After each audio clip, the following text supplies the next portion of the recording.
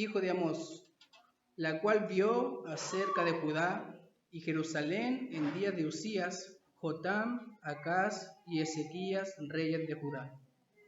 Oíd cielos y escucha tu tierra, porque habla Jehová. Crié hijos y los engrandecí, y ellos se rebelaron contra mí. El buey conoce a su dueño y el asno el pesebre de su señor. Israel no entiende, mi pueblo no tiene conocimiento. Oh gente pecadora, pueblo cargado de maldad, generación de malignos, hijos depravados. Dejaron a Jehová, provocaron a ira al santo Israel, se volvieron atrás.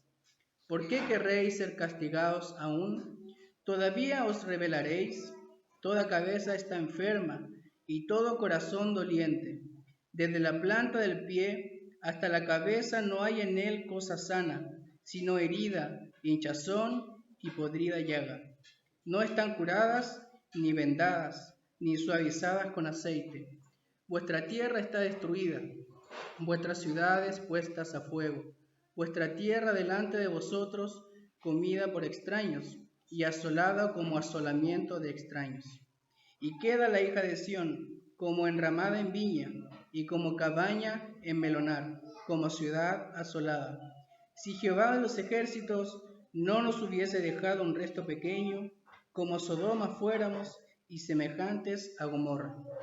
Príncipe de Sodoma, oíd la palabra de Jehová, escuchad la ley de nuestro Dios, pueblo de Gomorra. ¿Para qué me sirve, dice Jehová, la multitud de vuestros sacrificios? Hastiado estoy de holocaustos de carneros y de cebo de animales gordos. No quiero sangre de bueyes, ni de ovejas, ni de machos cabríos. ¿Quién demanda esto de vuestras manos cuando venís a presentaros delante de mí para hollar mis atrios? No me traigáis más vana ofrenda. El incienso me es abominación, luna nueva y día de reposo. El convocar asambleas no lo puedo sufrir. Son iniquidad vuestras fiestas solemnes. Vuestras lunas nuevas y vuestras fiestas solemnes las tiene aborrecida mi alma. Me son gravosas, cansado estoy de soportarlas. Cuando extendáis vuestras manos, yo esconderé de vosotros mis ojos. Asimismo, cuando multipliquéis la oración, yo no oiré. Llenas están de sangre vuestras manos. Lavaos y limpiaos. Quitad la iniquidad de vuestras obras de delante de mis ojos. Dejad de hacer lo malo. Aprended a hacer el bien. Buscad el juicio. Restituid al agraviado. Haced justicia al huérfano. Amparad a la viuda. Venid luego, dice Jehová, y estemos a cuenta. Si vuestros pecados fueren como la grana, como la nieve serán emblanquecidos. Si fueren rojos como el carmesí, vendrán a ser como blanca lana. Si quisiereis y oyereis, comeréis el bien de la tierra. Si no quisiereis y fuereis rebeldes, seréis consumidos a espada, porque la boca de Jehová lo ha dicho. Amén. Oremos al Señor. Padre Celestial, en esta hora le damos gracias, Señor, por su palabra. Le pedimos, Señor, que tenga misericordia de cada uno de los que estamos en este lugar, Señor. Le pedimos que su palabra pueda tener cabida en cada corazón, Señor, que está presente en este lugar. Que el Espíritu Santo pueda hacer una obra en cada uno de los corazones, Señor, que pueda convencer de pecado, de justicia y de juicio. Bendíceme, Señor, ayúdeme a expresar su palabra con claridad y que pueda, Señor, su iglesia ser edificada. Le damos gracias por todo, en el nombre de Jesús. Amén. Amén, mis hermanos. Entonces, vamos a ver este capítulo de Isaías, y el título de este sermón es La única esperanza de un pecador perdido. Amén, la única esperanza de un pecador perdido. Déjeme preguntarle algo. ¿Alguna vez usted ha sentido que algo está mal dentro de usted, aunque quizás no pueda explicarlo? Una sensación de culpa quizás dentro de ti, como si algo necesitara ser limpiado. Esa experiencia, déjeme decirle que no es única tuya, sino que es una experiencia humana. Existe en la humanidad un sentido general del bien y del mal, y de que para poder quitar el mal de nosotros, del ser humano, es necesario ser lavado, es necesario ser limpiado de alguna manera. Y aunque el ser humano está caído y su entendimiento está oscurecido por el pecado, La realidad es que no ha perdido completamente su conciencia moral, ya que tiene una ley escrita en su corazón, como dice Romanos 2, 14 y 15. Y esta ley que está escrita en sus corazones le acusa. Es por eso que siente culpa, siente vergüenza, impureza, aunque muchas veces no sepa exactamente por qué. El deseo de purificación es una señal de que el ser humano reconoce, aunque de una manera distorsionada, que está alejado de lo que es bueno, que está alejado de lo que es justo y que es puro. Tiene una conciencia del bien y del mal. Sin embargo, debido a su estado caído, el ser humano busca purificarse por sus propios medios, ya sea haciendo obras, rituales, ayuno, religión vacía, moralismo. En prácticamente todas las culturas, ya sean antiguas o modernas, existen ritos de purificación. Por ejemplo, baños sagrados, sacrificios, ayunos, confesiones, etc. Esto muestra que la humanidad, en su diversidad, ha compartido una noción de que algo dentro de nosotros está mal, que algo está roto, algo está sucio y necesita limpieza. Y esta necesidad muchas veces no se entiende como que he pecado contra Dios, pero sí es una sensación de culpa, una sensación de desorden o de impureza moral o incluso existencial. Y el hombre, amigo y hermano, no puede limpiar su alma ni con religión, ni con psicología, ni con ritos. Realmente le es imposible. Dios es el único que puede limpiar nuestras almas a través de Cristo. Y eso es lo que vemos en las Escrituras. Y purificar no solamente lo externo, ¿cierto?, sino que también lo interno, la conciencia. Hoy vamos a mirar uno de los pasajes más confrontativos del Antiguo Testamento, que es Isaías capítulo 1. Dios no solo reprende a su pueblo por su rebelión, sino que saca a la luz la inutilidad de su religiosidad vacía. Pero es en medio de esta oscuridad que brilla la maravillosa verdad gloriosa de que existe una única esperanza para el pecador, para el corazón rebelde. Y esa esperanza no está en nosotros. Qué bueno que no está en nosotros, hermanos, sino que está en Dios, quien llama, quien limpia y quien restaura por gracia. Amén. Así que en este sermón vamos a ver 3 puntos que están presentes en esta porción de la palabra. Número 1, vamos a ver la miserable realidad del pecador. Vamos a ver, número 2, el engaño de la fe superficial. Y número 3, la urgencia de un arrepentimiento verdadero. Amén. Un poco para dar un contexto histórico, Isaías es el profeta, ¿cierto?, que proclama esta verdad. Isaías significa Jehová es salvación.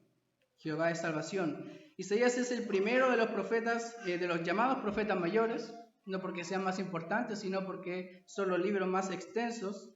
Isaías ministró desde el año 740 al 681 aproximadamente antes de Cristo, y su ministerio principalmente se desarrolló en el reino de Judá. Amén. Isaías, como leímos, ministró en los tiempos de los reyes Usías, Jotam, Acaz y Ezequías, que fueron reyes de Judá. Fueron aproximadamente 105 a 113 años de reinado. Isaías estuvo presente en todos estos años, ya que estos fueron gobiernos, corregencias, es decir, que aún no moría el rey, ¿cierto? Y ya su hijo comenzaba a reinar junto a él. Es por eso que Isaías pudo estar presente en todos estos reinados. Isaías vivió aproximadamente hasta los 75, 80 años de edad. Isaías tuvo su ministerio en el contexto de estos reyes, que en su mayoría no fueron fieles o bien cometieron actos de desobediencia, a excepción de Ezequías, ahí usted lo puede ver. Ministró en medio de una decadencia notoria a nivel espiritual de todos los reyes, profetas y sacerdotes de Judá. Estas personas debían guiar al pueblo hacia el Señor, pero realmente se habían endurecido en sus pecados. En ese contexto, entonces, es que Isaías profetiza juicio contra el pecado, pero también profetiza promesa de salvación y restauración. Y eso es lo que vemos, algo muy característico en Isaías y en los profetas, que es juicio y salvación. Dios usó a los profetas como agentes para notificar su juicio al pueblo. Este juicio eran calamidades que iban a venir en el tiempo de Isaías, es decir, en el tiempo próximo, pero también anticipaba el juicio de parte del Señor a toda la humanidad, es decir, en el juicio final. Y acá tenemos lo que se llama la perspectiva profética, ¿ya? Que es cuando tiene 2 niveles de cumplimiento. El primer nivel es cuando se cumple en su contexto próximo, y el segundo nivel es cuando se cumple en el tiempo final o en el tiempo definitivo. Por ejemplo, en Isaías 2, del 5 al 22, vemos en su contexto, ¿cierto?, su cumplimiento inmediato, que era la invasión de los asirios y de los babilonios. Iba a ser terrible, iba a desolar la tierra. Pero también vemos el segundo nivel de cumplimiento que tiene que ver con el tiempo definitivo, con el juicio final. Lo que vemos también en Apocalipsis 6, la venida de Cristo. Entonces vemos esta doble perspectiva. ¿Y por qué mencionamos esto? Porque tenemos que ver la relevancia que tiene esta declaración de juicio también para nuestros días. No solamente para el pueblo de Israel, no solo por lo que aprendemos del pasado, sino también porque Dios anticipa cuál va a ser el juicio sobre la humanidad y también qué demanda Dios de la humanidad. El Señor entonces se propone a derramar juicio. El juicio comienza por la casa de Dios, como lo vemos ahí en 1 de Pedro 4:17, porque es tiempo de que el juicio comience por la casa de Dios. Y si primero comienza por nosotros, ¿cuál será el fin de aquellos que no obedecen al Evangelio de Dios? Entonces, el Señor comienza limpiando su casa, es decir, comienza limpiando su pueblo, donde Él manifiesta su presencia de una manera especial. Entonces, hermanos, vemos a un pueblo religiosamente activo. Amén. Pero Dios no se impresionaba de eso, de lo que acabamos de leer. Él veía más allá de las apariencias. Amén. Él veía el corazón de su pueblo que estaba rebelde, que estaba enfermo, que estaba endurecido. Y eso, hermanos y amigos, nos lleva a preguntarnos, ¿qué piensa Dios de ti? ¿Cómo te ve Él realmente? ¿Vives tu vida con esta pregunta presente? ¿O realmente te importa lo que pienses de ti mismo o lo que piensan los demás de ti? Y esto, amigos y hermanos, nos lleva a nuestro primer punto, que es la miserable realidad de un pecador. Entonces el profeta Isaías vemos que aquí comienza detallando su visión. Y aquí la visión es todo el libro de Isaías. Amén. Todo el libro de Isaías significa que el libro completo es una revelación de Dios. Y vemos esta escena donde está el Señor en un tribunal, donde el Señor es el acusador y por otra parte está la nación de Israel siendo el acusado. Y es por eso que el Señor llama ahí en el versículo 2 a los cielos y a la tierra como testigos.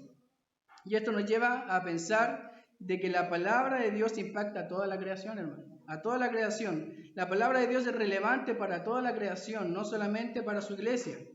Dios llama a los cielos y llama a la tierra como testigos para hacer esta acusación. Toda la creación testificará contra Israel de que el Señor les había advertido de que serían juzgados si rompían el pacto que Él había hecho con ellos. Dice Isaías que el Señor llama a los cielos y a la tierra porque habla Jehová, dice, habla Jehová. Y Jehová aquí es la palabra Yahweh, ¿cierto? En hebreo, que significa Señor. Y este nombre indica una revelación personal de Dios, del Señor, a su pueblo Israel, su promesa solemne de ser su Dios. Jehová parte su acusación indicando que Israel era un pueblo rebelde. Eso es lo que leemos. Parte su acusación indicando la rebelión de Israel. Él dice, crié hijos y los engrandecí, y ellos se rebelaron contra mí. Entonces el pueblo, en lugar de responder bien al cuidado, responder bien a la provisión del Señor, este pueblo optó por no obedecerlo, optó por no amarlo como Él se merece. Dios está diciendo que tuvo hijos como un padre amoroso, ¿cierto? Que tuvo cuidado de ellos, que los hizo crecer, pero estos se rebelaron contra Él.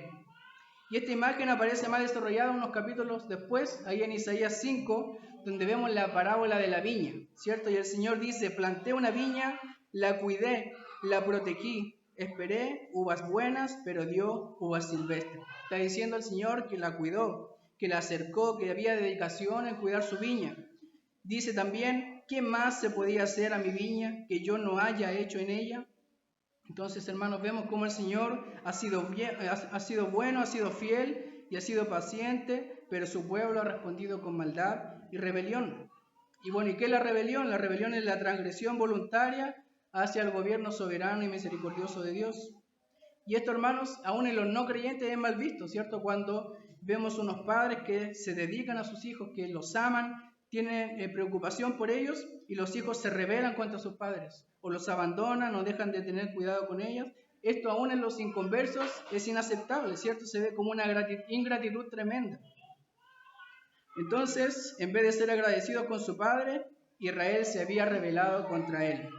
Y en el Antiguo Testamento, esto es la ley de Moisés, era un pecado que se castigaba con la muerte. Y eso lo vemos ahí en Deuteronomio. El desobedecer, el rebelarse contra sus padres era un pecado que se castigaba con la muerte. Y el Señor le está hablando aquí a Judá como hijos rebeldes. Está diciendo que ellos merecían la muerte debido a este pecado. Y es por esto que el Señor iba a derramar juicio si ellos no se arrepentían. Y seguimos leyendo, dice, el buey conoce a su dueño y el asno el pesebre de su señor. Israel no entiende, mi pueblo no tiene conocimiento. Lo que está diciendo Isaías acá es que aún incluso los animales, ciertos domésticos, que no tienen razonamiento, saben de dónde viene su alimento, conocen a su señor y reconocen a su señor, a su amo. Pero Israel no tiene entendimiento, está diciendo Isaías. Está diciendo, bueno, estos animales que no tienen razonamiento, aún ellos tienen más capacidad de razonar que el pueblo de Dios cuando opta por romper la comunión con Él. Sigue diciendo Isaías, oh gente pecadora, pueblo cargado de mal, generación de malignos, hijos depravados. Dejaron a Jehová, provocaron a ira al Santo de Israel, se volvieron atrás. En lugar de ser una nación santa, en lugar de ser mi pueblo, dice el Señor, están siendo un pueblo cargado de iniquidad. En lugar de ser los hijos de Dios, son hijos corrompidos que se conducen de una manera depravada. Dejaron a Dios, se volvieron atrás, dice, se han apartado de Él. Incluso dice, provocaron a ira al Santo Israel. Isaías dirige la atención a su único e impresionante esplendor, el Santo de Israel. Este es el título especial que Isaías asigna a Dios. Y para que usted sepa, este título ocurre 25 veces en este libro de Isaías y solamente 6 veces en el resto del Antiguo Testamento. Al igual que Israel, preguntémonos, le pregunto a usted, hermano y amigo, ¿cuántas veces has actuado con rebeldía ante Dios? Él teniendo cuidado de ti, bendiciéndote más de lo que mereces, dándote trabajo, familia, tener un buen pasar y le has dado la espalda a Dios. Versículo 5 dice, ¿por qué querréis ser castigados aún? ¿Todavía os rebelaréis? Y todo esto tiene una razón. Y la verdad es que el pecado es irracional desde su raíz. El Señor está diciendo, ¿quieren seguir en su pecado aún conociendo las consecuencias de él? Aún conociendo las consecuencias de su rebelión, el Señor les dice, ya te he castigado y sigues rebelándote. ¿Por qué sigues viviendo de esta manera? Le está diciendo el Señor. Pareciera que aún quieren más castigo, que te discipline aún más. Pero el Señor le está diciendo, pero date cuenta cómo estás, tu enfermedad se ha propagado, es lo que está diciendo. Aquí Isaías nos detalla el estado espiritual de la nación. Vemos que dice, toda cabeza está enferma y todo corazón doliente. Desde la planta del pie hasta la cabeza no hay en él cosa sana, sino herida, hinchazón y podrida llaga. No están curadas, ni vendadas, ni suavizadas con aceite. El pueblo, hermanos y amigos, era incapaz de recuperarse del castigo de Dios. Recordemos que ya llevaban un tiempo siendo castigados por Dios y porque ellos habían incumplido el pacto con Dios. Isaías entonces hace esta analogía del estado espiritual de la nación con un estado físico deplorable, ¿cierto? Con una enfermedad, algo más visual y algo más fácil de entender para el resto. El estado putrefacto del pueblo, eso es lo que está detallando Isaías acá. También dice, vuestra tierra está destruida, vuestras ciudades puestas a fuego, vuestra tierra delante de vosotros, comida por extranjeros y asolada como asolamiento de extraños. Y queda la hija de Sión, como enramada en viña y como cabaña en melonar, como ciudad asolada. Ellos ya habían sido castigados por el Señor. Sus ciudades habían sido asoladas, habían sido destruidas. El juicio de Dios ya está cayendo sobre Judá, no es solamente como una consecuencia futura, sino que ya era una realidad presente por su pecado y por su rebelión. Solamente quedaba Jerusalén como una choza en el campo, está diciendo Isaías. Como una choza en el campo, un refugio pequeño, algo momentáneo, algo que a duras penas se puede mantener en pie. Y aquí estaba Jerusalén, en medio de esta tierra asolada. Era lo último que les quedaba. Habían sido castigados con severidad por Dios. La disciplina fue tan severa, vemos ahí los versículos 9 y 10, que dice que si el Señor no les hubiese dejado algunos sobrevivientes, hubieran sido destruidos como Sodoma y Gomorra, es decir, hubieran sido destruidos por completo. El destino de Sodoma y Gomorra tipifica el terrible juicio de Dios sobre los reinos de esta tierra. Pero Israel se ha vuelto como los habitantes impíos de estas ciudades. Si bien no los destruyó como estas ciudades, pero sí ellos ya se habían vuelto como ellos. Porque si se fija ahí en el versículo 10 dice, príncipe de Sodoma, oíd la palabra de Jehová. Entonces está tratando como este pueblo impío. Pero hermano, lo maravilloso es que el Señor no anulará su promesa. Incluso en medio de este juicio preservará un remanente, un resto pequeño, lo que está diciendo Isaías. Si Jehová de los ejércitos no nos hubiese dejado un resto pequeño. Y es interesante cómo el apóstol Pablo en Romanos cita este texto, planteando la idea de un remanente tomado de un grupo mayor, como una expresión de la gracia del Señor por la que elige a algunos. Isaías reconoce que la única razón por la que Judá no fue destruida por completo fue por la misericordia del Señor, porque el Señor preservó un remanente fiel. Y esta es la razón de por qué el Señor no ha destruido este mundo, a causa de su maldad, ¿cierto? Vemos cómo la maldad sigue creciendo, pero el Señor no destruye el mundo porque Él está preservando un remanente fiel. Todos merecemos el juicio del Señor, ¿cierto? Todos merecemos un castigo por nuestro pecado, pero la gracia de Dios puede evitar nuestra destrucción total. El hecho de que aún estés vivo o el hecho de que aún existan creyentes fieles es una muestra de la gracia inmerecida de Dios. Hemos visto entonces la miserable condición del pueblo. Uno pensaría que en tal estado el pueblo clamaría al Señor siendo buscando ayuda o pidiendo misericordia, volver sinceramente a Dios, pero vemos algo muy trágico.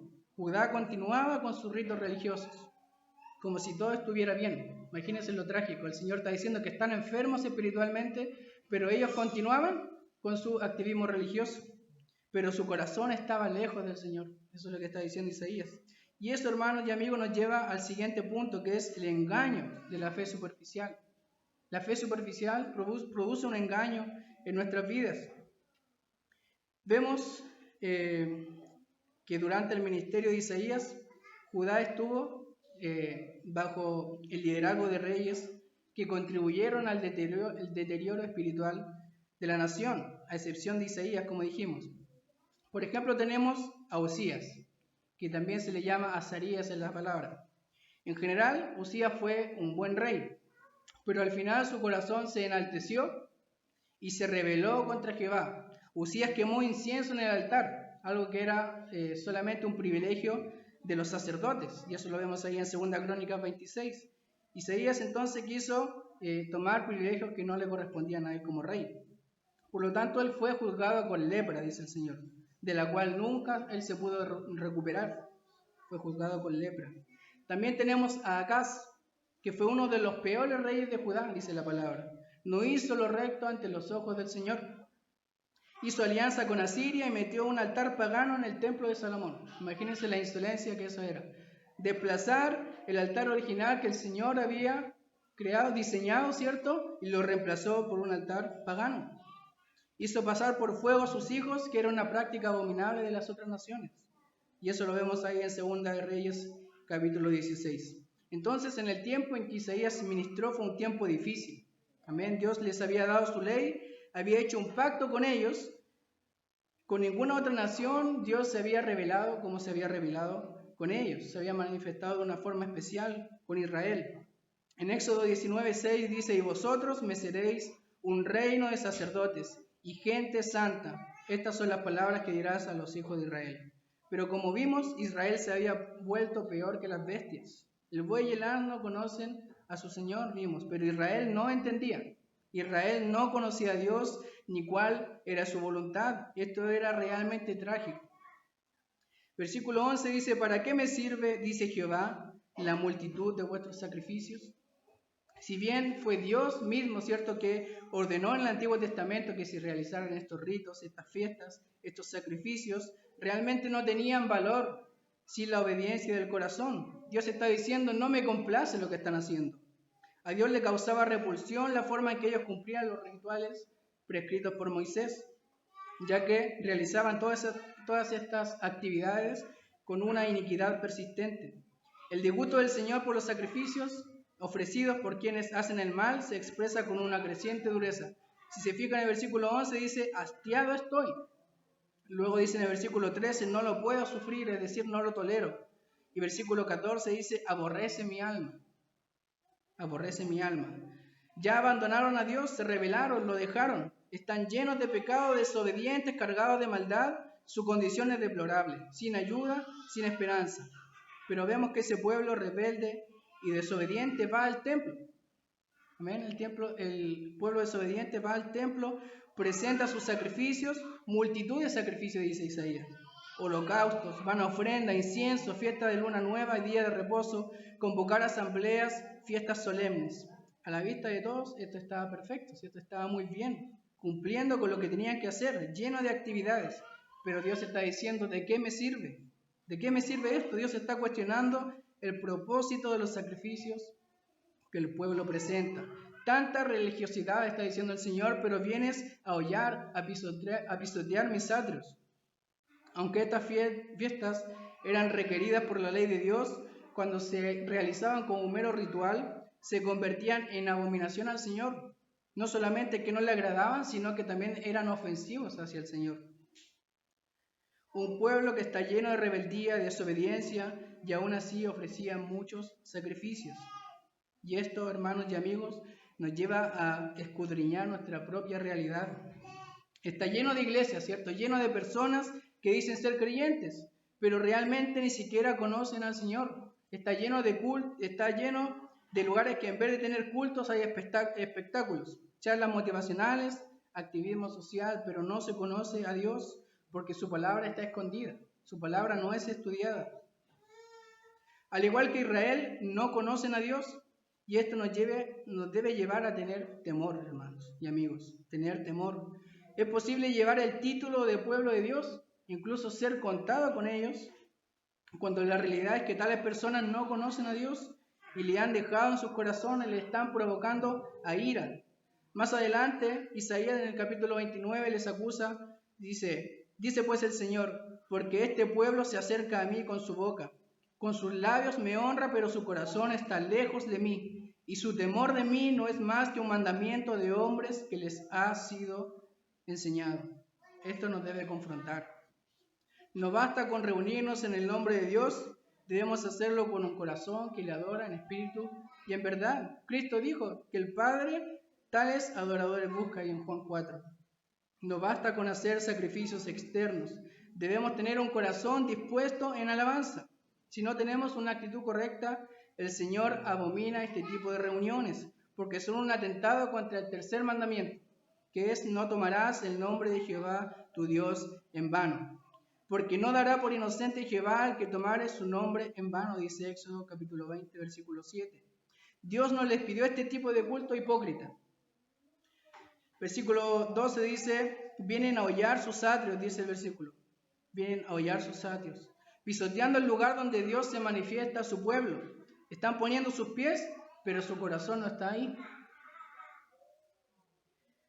Este pueblo entonces había entregado a la maldad de sus corazones, a la idolatría, pero luego se presentaban al templo, ¿cierto? Como si nada pasara, esperando la bendición, esperando la ayuda del Señor. Después de haber adorado a Baal y a otros dioses, ahí estaban cumpliendo sus obligaciones espirituales. ¿Y cuánto de esto, hermanos y amigos, se replica el día de hoy?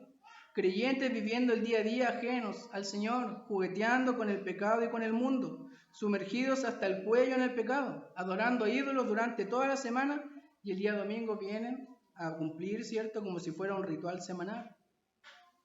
Levantando sus manos, incluso algunos, pero su corazón todavía está lejos del Señor. Sus manos están sucias porque están llenas del pecado que abrazaron durante la semana. Y esto también nos compete hoy, amigos y hermanos. El apóstol Pablo, en 1 Corintios 10, está hablando ahí de cuando Israel salió de Egipto, ¿cierto?, y comienza a cruzar por el desierto. Y él dice de que todos pasaron, todos estuvieron bajo la nube, pero de los más de ellos no se agradó el Señor porque no le creyeron. Miren la historia de Israel y aprendan de esto, está diciendo el apóstol Pablo. Dice ahí: estas cosas les acontecieron como ejemplo y están escritas para amonestarnos a nosotros, a quienes han alcanzado los fines de los siglos. Así que el que piensa estar firme, mire que no caiga. Otra vez hablando de la rebeldía de Israel, usa esta alegoría del olivo. Está diciendo que Israel era el olivo y que habían ramas de este olivo que fueron arrancadas, ramas incrédulas fueron arrancadas del olivo. Y por otra parte están los gentiles creyentes que fueron injertados a este olivo. Y en Romanos 11:20 dice, no te ensoberbezcas, sino teme, porque si Dios no perdonó a las ramas naturales, a ti tampoco te perdonará.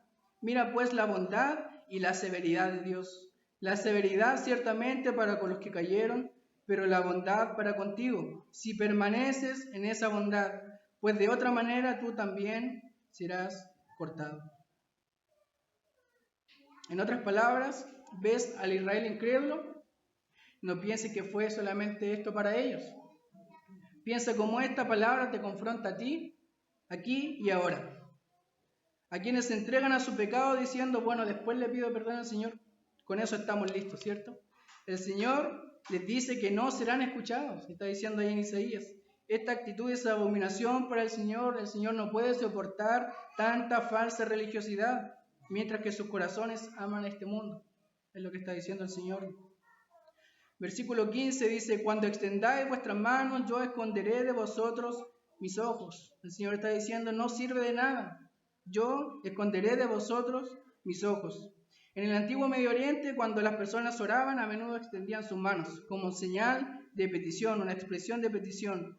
En el caso de Judá, estas manos estaban manchadas con sangre, está diciendo Isaías, con culpabilidad. Los que oraban estaban implicados también en los pecados del pueblo. Su comportamiento obstaculizaba sus oraciones, por lo tanto ellos necesitaban limpiarse antes de poder acudir en oración a un Dios santo. Es lo que dice el versículo 16.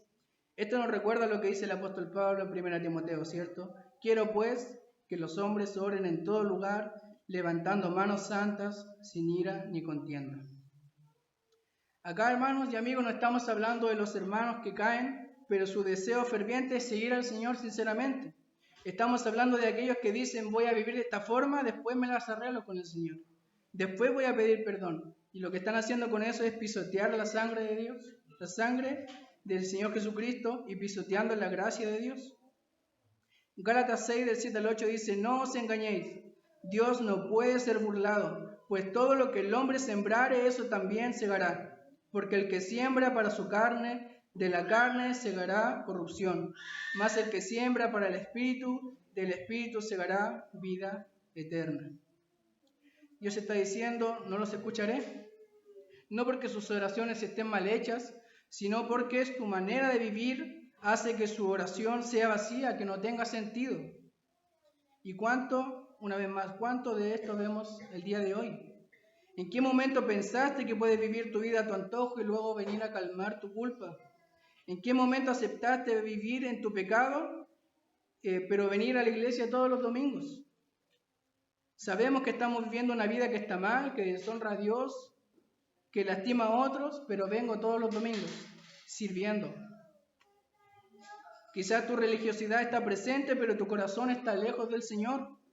Pero el Señor no está diciendo quédense lejos, gloria al Señor por eso. No está diciendo quédense allá con su miseria, con su enfermedad espiritual, sino que arrepiéntanse. Y es aquí la importancia de nuestro tercer punto, que dice la urgencia de un arrepentimiento verdadero. Después de toda la rebeldía y hipocresía de personas que viven una religiosidad falsa, cuando se espera juicio para ellos, vemos al Señor que extiende una oferta de mediación misericordiosa. Dice versículo 16, lavaos y limpiaos, quitad la iniquidad de vuestras obras de delante de mis ojos, dejad de hacer lo malo. Vemos 4 mandatos para restaurar una relación con Dios. Si quieres una relación con Dios, debes lavarte y limpiarte de tu maldad, está diciendo Isaías. Quita la iniquidad delante de mis ojos, dice el Señor. Dios está haciendo un llamado claro, un llamado urgente al arrepentimiento verdadero. Y este es un lenguaje de purificación, no solamente de un cambio externo, sino de una transformación interna del corazón. Pero ¿cómo lo iban a hacer? ¿Cómo este pueblo que estaba acostumbrado a hacer el mal lo iba a hacer? Jeremías 2:22 dice, aunque te laves con lejía y amontones jabón sobre ti, la mancha de tu pecado permanecerá aún delante de mí, dijo Jehová el Señor. Entonces el pueblo no podía hacer lo que el Señor les estaba pidiendo, porque estaban habituados a hacer el mal. De la misma manera nosotros no podemos lograrlo por nuestros medios. El Señor te dice, lávate, límpiate, pero la verdad es que por nuestros medios no podemos hacerlo. No hay medio humano y terrenal que nos pueda lavar de nuestra maldad y de nuestra corrupción del alma. Dice también Jeremías 13:23, mudará el etíope su piel y el leopardo sus manchas, así también podréis vosotros hacer bien, estando habituados a hacer el mal. Seguimos leyendo y dice, aprended a hacer el bien, está diciendo Isaías.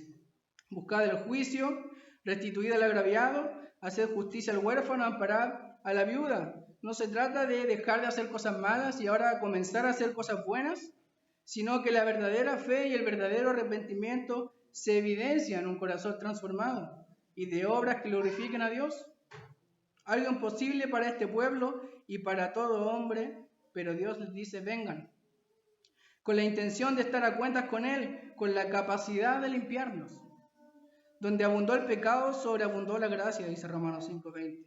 No es que dejen de hacer malas obras y ahora comiencen a hacer buenas obras, sino acudir al único que puede lavarlos y limpiarlos por completo y renovar su entendimiento, el único, Cristo. En consecuencia, ese lavamiento se va a reflejar en sus obras, ¿cierto? En su comportamiento, en una vida transformada.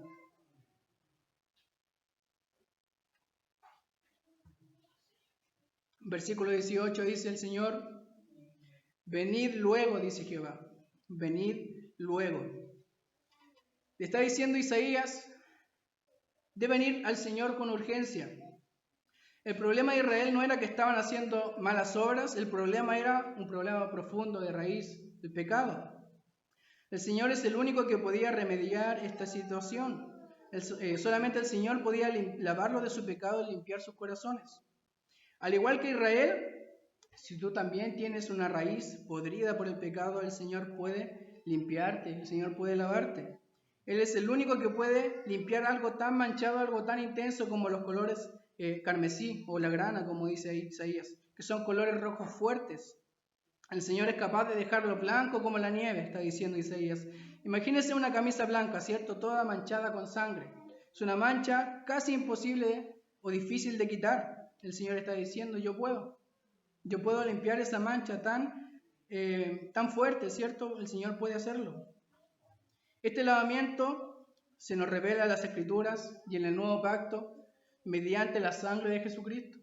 La sangre de Jesucristo puede limpiar esta mancha del pecado. Él murió para limpiarnos, para lavarnos y purificarnos de nuestra maldad. En el Antiguo Pacto debían ofrecer sacrificios, día tras día, año tras año, pero no lograban limpiarse por completo de su pecado. Pero Cristo dice la palabra que ofreció un solo sacrificio para siempre. Dice Hebreos 9, porque si la sangre de los toros y de los machos cabríos y las cenizas de la becerra rociadas a los inmundos santifican para la purificación de la carne, cuánto más la sangre de Cristo, el cual mediante el Espíritu Eterno se ofreció a sí mismo sin mancha a Dios, limpiará vuestra conciencia de obras muertas para que sirváis al Dios vivo. Efesios 1:7 dice, en quien tenemos redención por su sangre, el perdón de pecados según las riquezas de su gracia. También si vamos a Apocalipsis 7 vemos ahí esta visión que dice, yo le dije, Señor, tú lo sabes. Y él me dijo, estos son los que han salido de la gran tribulación y han lavado sus ropas y las han emblanquecido en la sangre del Cordero. Amén, el Cordero puede emblanquecer tus vestidos, amigo y hermano. Dios no solo les dice lo que tienen que hacer, no les dice, bueno, este es el remedio para su pudrición, pero ustedes no pueden alcanzarlo. El Señor no hace eso, sino que también ha provisto la solución, porque sabe que por medios humanos no se puede lograr. Imagínate, el Dios santo, el ofendido por este pueblo rebelde, es quien les dice, vengan, estemos a cuentas. El Dios ofendido les dice, vengan. El mismo Dios te dice hoy, ven luego y estemos a cuentas. No solamente a su pueblo Israel, sino que a ti también te dice, ven y estemos a cuenta. No importa tu inmunda condición, ni cuán abominable pecado hayas cometido. No digas, bueno, espera, voy a dejar este vicio y luego voy a venir a Dios. No digas, no, es que primero tengo que vivir mi vida, ¿cierto? Mi vida pecaminosa, llena de pecado. Ven pronto, dice el Señor, así tal cual como estás. Reconoce tu inmundicia. Reconoce tu inmunda condición delante de Dios. Arrepiéntete de tus pecados y deposita tu fe en Jesucristo. Hermano y amigo, debemos estar a cuentas con Dios cada día. Cada día debemos ir a Él con urgencia. Dice, ven pronto, ven pronto. Debemos huir del pecado y de las tentaciones. Pastor Alex Figueroa grafica esto muy bien. Dice que debemos tener la salida a mano. Debemos tener la puerta de escape ahí e ir pronto a Dios. Si bien es cierto que debemos apartar cada día un tiempo para orar, ¿cierto? Dedicar al Señor, a veces el contexto no lo permite. Y hay un término que se usa que es las oraciones como flecha. No sé si usted lo ha escuchado. Que son oraciones cortas, oraciones rápidas y directas. Como por ejemplo ahí en Nehemías. ¿Se acuerda que Nehemías estaba delante del rey? Dice, me dijo el rey, ¿qué cosa pides? Entonces oré al Dios del cielo y dije al rey. ¿Se imagina? Isaías hizo una oración como flecha, es una oración rápida. Él estaba delante del rey, no podía decirle, el rey, espérame, voy a orar y luego te respondo. Sino que él dice, oró al Señor y respondió. O sea, fue una oración rápida como flecha. Ayúdame, Señor. Señor, perdóname. Muchas veces el contexto no le va a permitir tener una oración como debería, pero puede hacer estas oraciones cortas. Señor, perdóname. Señor, líbrame de esta situación. Debe tener usted su puerta de escape a la mano. Amén. Debemos ir pronto al Señor. No llenes de basura o ramas esa puerta de escape. No dejes para después el ponerte a cuentas con Dios. Isaías 55:6 dice, buscad a Jehová mientras puede ser hallado. Llamadle en tanto que está cercano. Deje el impío su camino y el hombre inicuo sus pensamientos. Y vuélvase a Jehová, el cual tendrá de él misericordia, y al Dios nuestro, el cual será amplio en perdonar. Rinde tu vida al Señor. No lo dejes para después. Dice, busca ahora al Señor que puede ser hallado. Quizás un día vas a querer buscarlo y ya no va a poder. No se va a poder. Versículo 19 y 20 dice, si quieres y oyes, tendrás bendición. Si no quisieres, si fueres rebelde, serás consumido a espada. El Señor está diciendo, debes decidir. Debes tomar una decisión. ¿Vas a elegir rendir tu vida al Señor? ¿Vas a reconocer tu inmunda condición de rebeldía frente al Señor y vas a pedirle perdón? ¿O vas a seguir siendo rebelde, al igual como fue su pueblo? El Señor está diciendo, si quieres y oyes, vas a tener bendición, vas a tener vida eterna, vas a tener perdón de tus pecados, es decir, solamente bendición espiritual. Pero si no quieres, si no atiendes este llamado, serás consumido a espada, está diciendo. ¿Y por qué? Porque la boca de Jehová lo ha dicho. Entonces, amigo y hermano, si Dios ha hablado a tu vida hoy, atiende su llamado.